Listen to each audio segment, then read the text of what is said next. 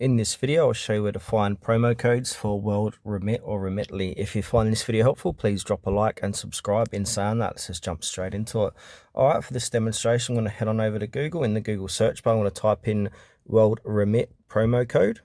Then from here, I'm going to hit search, and then we'll be brought to the list of Google search results.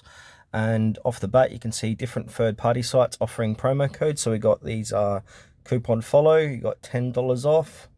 Even got WorldRemit themselves, we've got Simply Codes, keep scrolling down. There's a few more here, Real Tell Me Not, etc. So you can check out any one of those ones I've mentioned, but one I like to use is Coupon Follow at the top of the list here.